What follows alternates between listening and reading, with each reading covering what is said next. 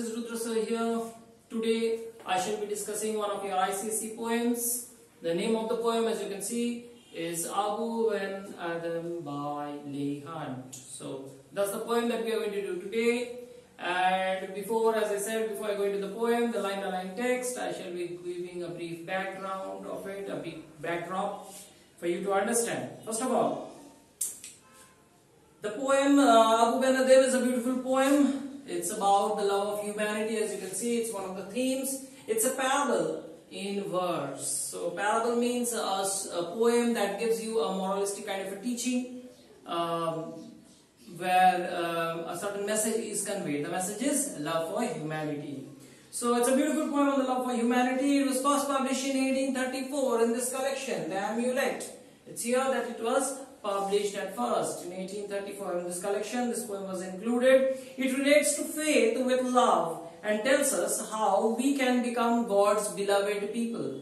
It tells us, or it relates faith with love. It's not necessary that you only have faith in God. That faith in God should be reflected in love for human beings, and the love for God will be directly reciprocated onto love for human beings, then only.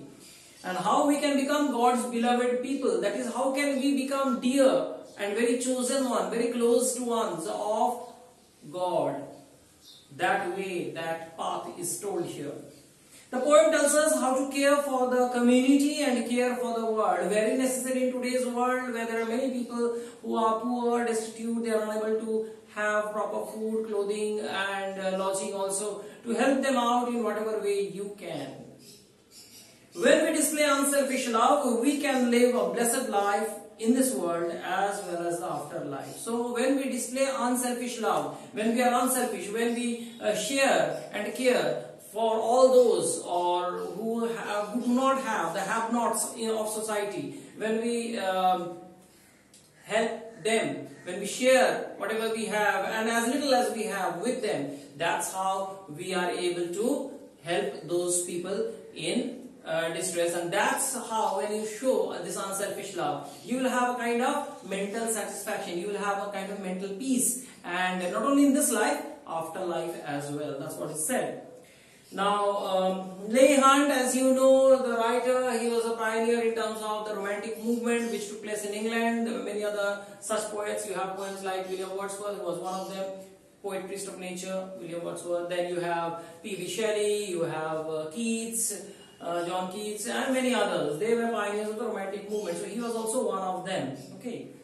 The poem is drawn from Arabian lore, Arabian folklore, where in the Islamic month of Shaban, God takes the golden book of mankind and chooses those dear to him whom he will call in the coming year. So God has this golden book, and in that golden book he has a list of those people who are very dear to him. And the next year he is going to call them to him.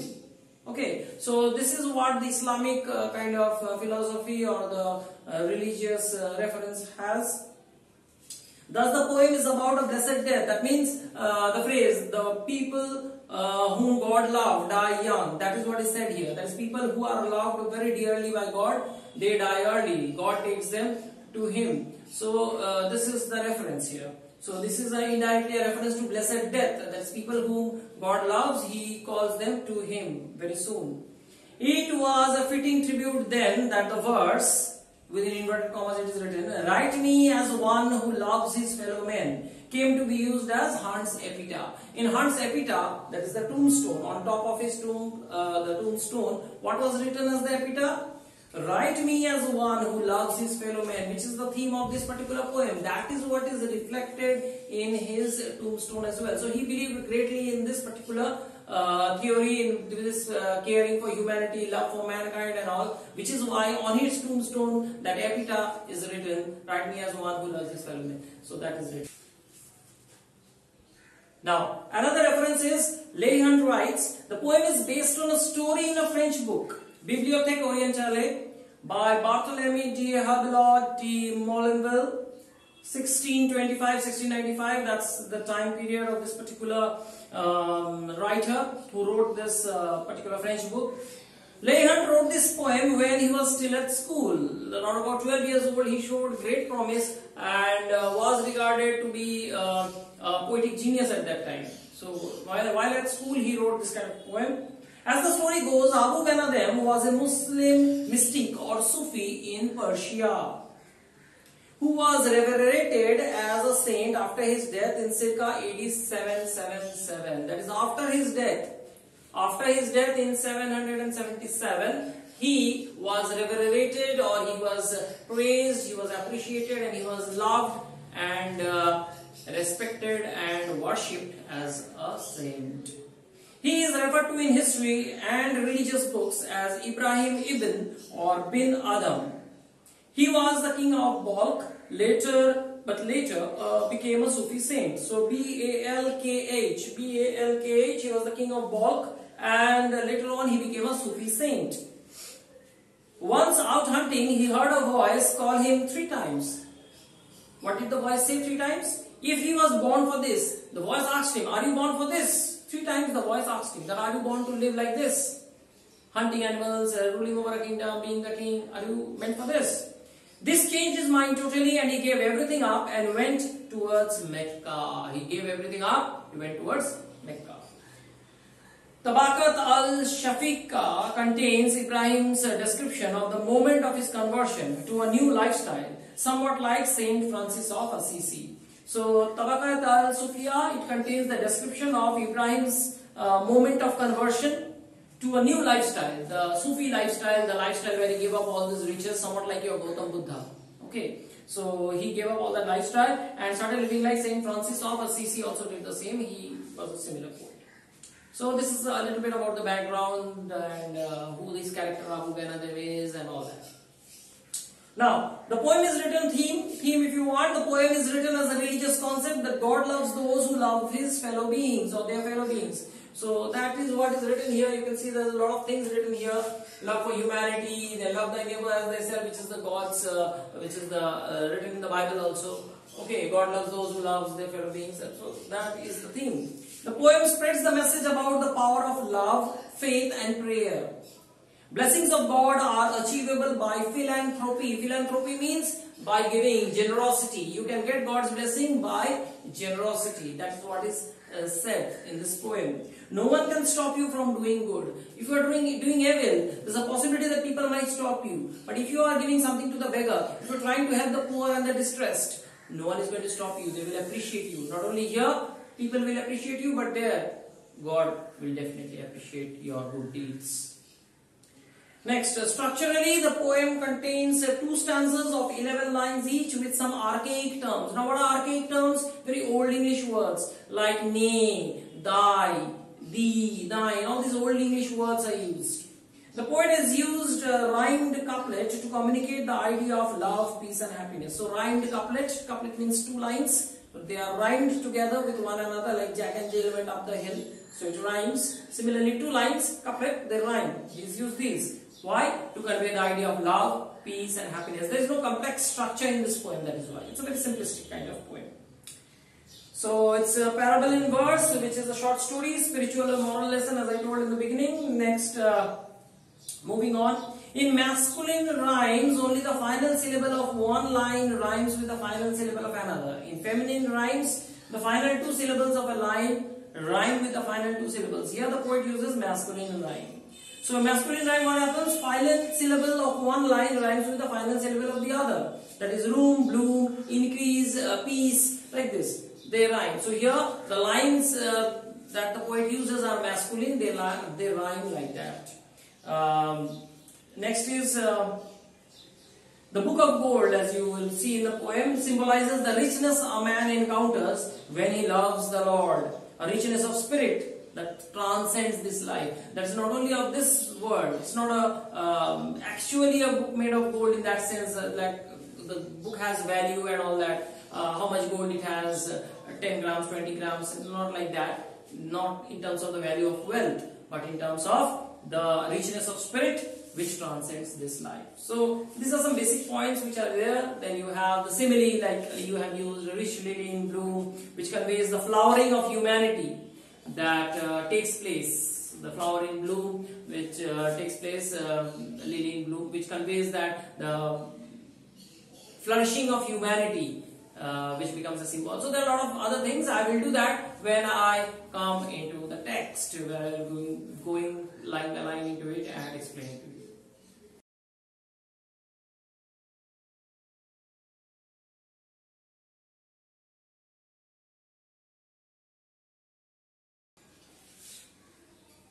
So we come to the text, Abou Ben Adhem by LEIGH. We move into the line by line explanations.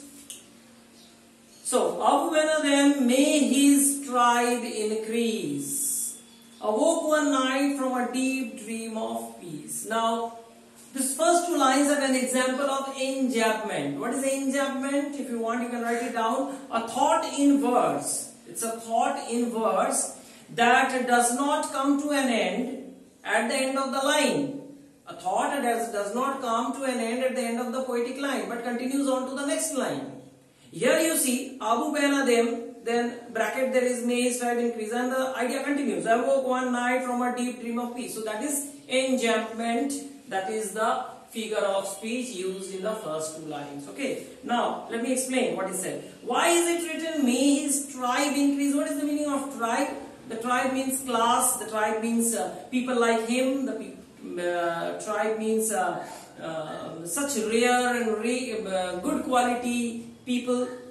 Such people should be more in number. Their tribe should increase. And people who are criminals or very evil-minded people, shrewd, wicked, cruel, their tribe should decrease. Good people like Abou Ben Adhem, their number should increase. And bad people, their tribe should decrease. So he says, Abou Ben Adhem, may his tribe increase. May there be such good people, more good people like Abou Ben Adhem in this world.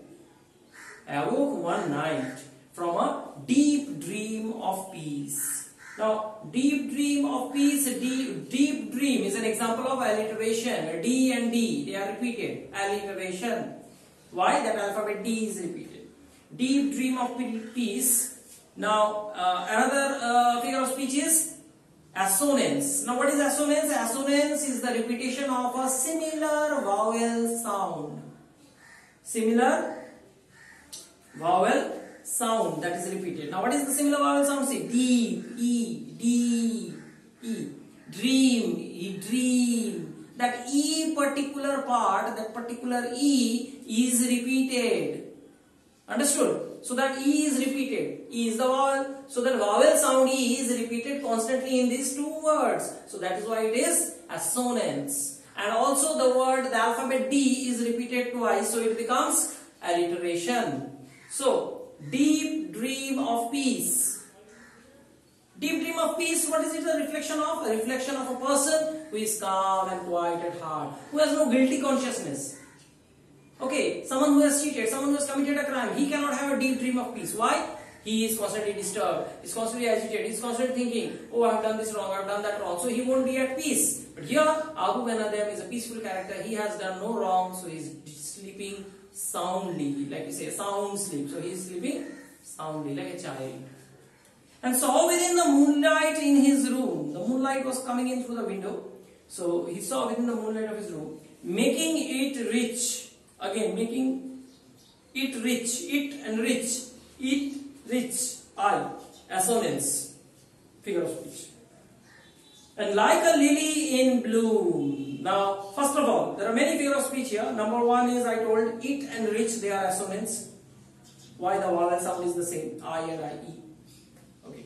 Next is, like a lily. Here, L and L, they are examples of alliteration. Why? The L is repeated. Next is, like a lily in bloom is an example of simile. What is the meaning of simile? Similar figure of speech. Similarity is compared. Here what is compared? Lily in bloom. The atmosphere of serenity is highlighted. The room is quiet and silent, and suddenly in that moonlight there is the blossoming of this angel-like figure. Similar to a lily which is blossoming in a calm and quiet atmosphere in the lake or a pond. The lily is blossoming. Similarly, here also in this room, which is calm and quiet and peaceful, only lit up by this moonlight, there is this angel figure. So here, that is the reference. Moonlight in the room, making it rich like a lily in bloom. Now, this making it rich here means, of course, adding to the beauty, number one. Number two, it refers to the lightening up not only of the room. The presence of this angelic figure not only refers to lightening up of the room, but also to the lightening up of the mind. The mind is also lighted up. The mind is illuminated also. That is also another reference here. So, like a lily in bloom is an example of simile. An angel writing in a book of gold. What was that figure? The figure was an angel. That angel was writing in a book of gold. It was not an ordinary book, it was a book of gold. Exceeding peace had made Ben Adhem bold. Bold here means, in this case of being far removed from any kind of fear, he was very fearless. Like an innocent child who is without any fear. So similarly, Abou Ben Adhem is such a character. He is without any fear, he has done no wrong, so he has nothing to fear, he has no guilty consciousness, he has no bad quality, so he is quite free to speak to this angel figure. Many others in his place would have been afraid, they would have bowed down, they would have knelt down, prayed for their blessings and all. But he is not such a figure. He is a figure who is careless and carefree. He is without any sin, so he openly says, exceedingly peace had made Ben Adhem bold. So he is bold enough to ask that heavenly figure. And to the presence in the room he asked the presence in the room, that is to the angel he asked, what writest thou? These are all archaic words, as I said earlier. Also archaic terms used, these are archaic terms. Writest. What writest thou? Thou means you, writest means are you writing? What are you writing? That would be normal modern day English. But in the poem it is written, what writest thou? What are you writing? The vision raised its head. That vision-like appearance of that particular angel, it raised its head. And with a look made of all sweet accord. All sweet accord means with gentle sweetness on its face. It's an angelic figure. It's an angel. It's a divine creature. So it looked at him with a calm, peaceful smile. With a look made of all sweet accord. There was gentle sweetness in his face. So he looked with a gentle smile the face of Abou Ben Adhem. And answered. What did it answer? The names of those who love the Lord. What did he answer and say? He says, I'm writing the names of those who love the Lord. I'm writing the names of those people. And then Abou Ben Adhem asks, and is mine one? People who love God, is mine one? With full devotion, I am writing the names of. Said Abou. Abou asked, is my name in that list? Is mine one here? Nay, not so. Again the word nay. Nay means no. This is an archaic word again. Nay, not so. He says, no. Sir, your name is not here. Replied the angel. The angel said, sorry sir, your name is not in this list. Which list? The list of the people who love God. Your name is not in this list. Abou spoke more low. Low means his voice automatically fell down a bit. He was not that enthusiastic. Why? His name was not there in the list. So he spoke more low. But still, there is modesty. But cheerily still. Cheerily still means he's still happy. He's still smiling. He's still in a happy spirit. He's not broken down totally. Cheerily still means he's still happy. And said, what did he say now? I pray thee then, write me as one that loves his fellow men. Pray thee, again thee is an archaic word. Pray you, then write me, write my name as one that loves his fellow men. Write my name as one who loves his fellow beings, who loves his fellow creatures, fellow human beings. I love my fellow human beings. Write my name in that list. Write my name in the list of those people who love their fellow beings. The angel wrote and vanished. So the angel wrote and it vanished. It didn't show him anything. Just wrote and went away. The next night it came again. Next night it again came. And with a great awakening light. Awakening light, again it has two meanings. One, of course, that bright light is meant to wake up Abou Ben Adhem. Like you are sleeping, someone switches on the light. The intention of the person is to wake you up by switching on that light or opening the door or the window. So here also, the awakening light is a reference to waking up Abou, number one. That's why it came in its full splendor. It didn't come in its full splendor earlier, in the first time when it came. There was gentle radiance, but it was not as great as the second time. Number two, another another meaning is this awakening light. It awakens up the mind of the person. Awakens the mind of the person with wisdom. With full wisdom, with full knowledge, with full realization. It raises up awakens the mind of a person. And showed the names whom love of God had blessed. So the love of God had blessed. He showed him a list now. This list is of those people who have been blessed by God. So you have to keep in mind what is happening here. First, the angel came with a book of gold. What he was writing there? He was writing there the names of those who love God. Those who love God. Where it is written? In the book of gold. Abou Ben Adhem asked, what happened? Is my name there in the list? He said, no. So okay, and he went away. Before going, Abu said, wait, you write my name in the list of those people who love their fellow beings. Write my name in the list of those people who love their fellow beings. So the angel wrote and he went away. Now the second night when he came, he showed him a list. What is this list? The list is of those people who are blessed by God. This list, the second day when he came, the angel showed him a list of those people who are blessed by God.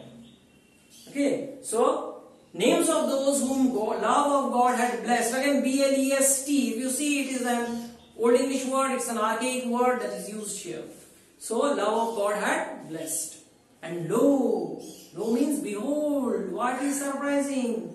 That's why there is exclamation mark.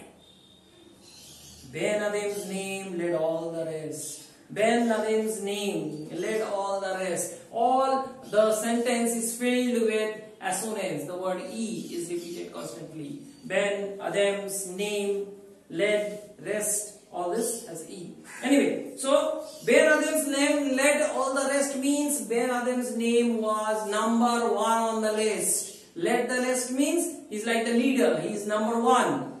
And after that, the name of the others are written. So number one on the list, the name is Abou Ben Adhem. That means God loves Abou Ben Adhem the most. Why? Because he loves his fellow beings. He cares for his fellow beings. That is what is the message of the poem. Love for humanity. Love thy neighbor as thyself. Teachings of the Bible. That is what God also follows. So that's what is written here. Angel and light, these are two words which symbolize spirituality. Okay, angel and light, they are similar, synonymous with reference to spirituality. So that is a short poem, Abou Ben Adhem by LEIGH. Tried to explain to the best of my abilities. I hope you have understood. If you have any doubts, do write back to me. And of course, like and share this video among your friends. Subscribe to my channel. And thanks for watching. Thanks for your love and support.